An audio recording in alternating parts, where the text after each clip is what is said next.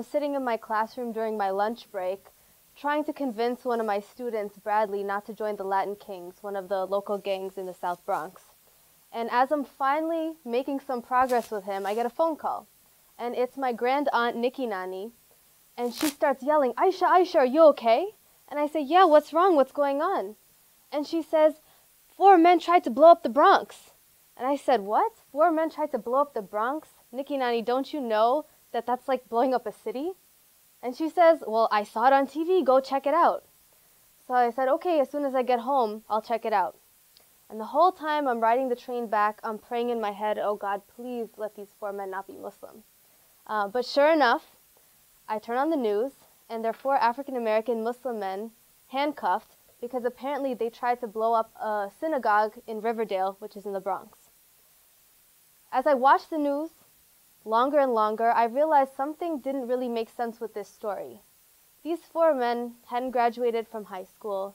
They had been in and out of prison for petty crimes like drug dealing. They didn't have driver's licenses. They had not been out of New York City. How were these guys involved in some Pakistani global terror plot? It didn't make any sense. And sure enough, after a few weeks, it came out that there was a government informant involved. And this informant, Maqsood, a Pakistani immigrant who was actually arrested for doing driver's license crimes, but was given this opportunity to get rid of his sentencing by entrapping other people, he came into their mosque and he bribed them with $250,000, weed, fried chicken, yes, fried chicken, health care to pay for one of the younger brother's cancer treatment, which he couldn't afford, and a lot of other material things like cars and employment in order to blow up the synagogue. Now that made me really angry because all over the news we're seeing, oh, there's this homegrown terror problem with Muslims and there's something called radicalization of our Muslim youth post 9/11. And that's really not the case. When you look statistically, we don't have a radicalization problem. The government is coming into our communities and trying to prey off of our vulnerabilities and steer well-intentioned brothers and sisters now who actually want to make a difference, and they try to convince them into something violent and radical. And so I started learning more about these cases and found out that this was not an isolated incident. Actually, there have been hundreds and hundreds, almost 1,000 cases just like this where the government sends informants into our communities. And so I started looking at each individual case and I saw a pattern. And the pattern was it was mostly youth, young, like between 18 and 30-year-old males mostly, and they all were actually really involved in their community. They had started soup kitchens, they had started clothes drives, they had done work with Muslim refugees, they had started radio stations, but at some point they wanted to go further and do something better. And this government informant would come in and try to veer that good-intentioned will into something negative and not constructive. So I know that this is a very small population of our youth, and it's not something relevant to all our youth, but there are certain things that we can learn from this situation. One of them is that there is a problem with us not nurturing our youth's identity. The second problem is we're not giving youth enough positions in our communities and in our societies. So these men who got involved in these plots naturally have issues with the way America is involved in unjust wars abroad. And that's something we do not talk about in our community. We're too afraid to talk about it. So when they come to the mosque and they want to bring up, oh, why is America still supporting Israel? Why are we in Iraq? Why are we in Afghanistan? Why are we talking about Iran? Us elders, we're like, shh, don't talk about that here. We can't have those conversations. Our kids learn from all over the news, and they learn from YouTube or whatever else they're reading about the word jihad, right? But we don't talk about the word jihad in our mosques. We're too afraid to talk about that. If some youth comes to us and brings up that question, when is it okay to engage in violence? When is it not okay to engage in violence? We say, shh, don't talk about that. That's not an appropriate conversation. And so there's no place for our youth to really construct their identities as Muslims living in America. The other thing is not specific to Muslims. Youth in general are looking for some way to be productive in society. They're so sick of sitting on the sidelines being told by adults, wait till you're older. Keep learning now and studying so that you can be useful when you're older. Youth are so hungry to get involved right now. I'll tell you an example of one of my students. Constantly getting Fs, not doing any of his homework. As soon as I gave him a leadership role in my class, oh, pass out papers or teach a lesson for today, his whole personality changed. They are so hungry to get involved. They're sick of playing video games and watching TV. They know there's something greater than this. And so we as a Muslim community are failing them because we're not really giving them many opportunities to get involved. And yes, I agree, there are a few places that involve youth in charity-driven projects. Like we do weekly soup kitchens and we do weekly clothing drives, but our youth are very intelligent and they know that it's not really addressing the root cause of these social inequalities. So yes, I can feed a brother soup once every Saturday, but why is this guy hungry in the first place?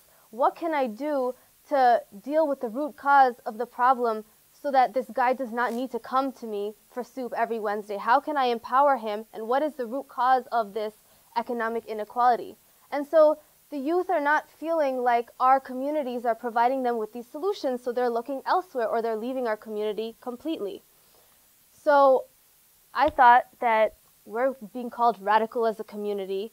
Why don't we use the word radical and reclaim that term? And instead of being called radical because we're getting involved in these violent acts trying to fight wars abroad, how about we reclaim that word and define radical for ourselves? Why don't we turn our youth into radical social justice activists?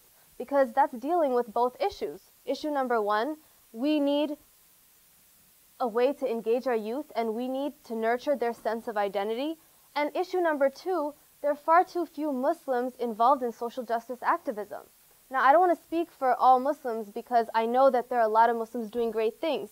But in general, as an activist, when I go to Palestine and I stand in front of the Israeli soldiers, I don't see any Muslims next to me. When I am on the front lines of some anti-incarceration march, okay, who's there? Not Muslims, maybe a few, but very few. So there are two problems. We don't have enough Muslims engaged in social justice efforts. The youth are looking for something to do. Why don't we bring the two together and engage our youth in social justice activism? So about a year ago, I started trying to figure out a way to combine these issues, and I started this program called Justice by the Pen. And it's a program that goes into our different communities, Muslim and non-Muslim, and it engages youth in social justice activism. But it doesn't just start there. It starts with identity. So the class allows youth to question, who am I? Where do I come from? Why am I here? How does race, class, gender, socioeconomic status, nationalism, being an American, being human compared to an animal, how does that all affect who I am and why I'm here? And then once they have that better understanding, where they can talk about the wars abroad and their position as an American paying tax dollars and talk about these unsafe issues in a safe space, then they're able to use that knowledge to give back to their community in actually meaningful ways. And so part of this education is political education, learning from past movements. We have amazing leaders in this country to learn from. Like, look at the Black liberation struggle. Why as Muslims are we always focusing on ourselves? Let's look at Islamophobia. Let's look at FBA entrapment. Let's look at Palestine. Why are we not worried about mass incarceration? There are more Black people in prison right now than there were enslaved during slavery. There are more Black people who have been through the criminal justice system right now than there are in college. That's a serious problem. Why are we not engaged in these issues? Don't we as Muslims have something to say about that? What about food justice? Look at how McDonald's slaughters their animals. They boil their chickens alive. They slam metal rods into cows' heads. Don't we as a community have something to say about how animals are slaughtered? So we have a lot to contribute, but we're too afraid to get involved in these things, and we don't understand how all these struggles are connected, and all these issues are Muslim issues. We need to get rid of that idea that we're an isolated community. We need to start worrying about human beings. Social justice is part of our faith. It's not just about uplifting ourselves. And so if you guys want to check out the website, it's justicebythepen.org. We really need to start engaging our youth, and we need to start doing this now. It's not something that they need to wait for. We need to really engage our youth in social justice activism. Thank you.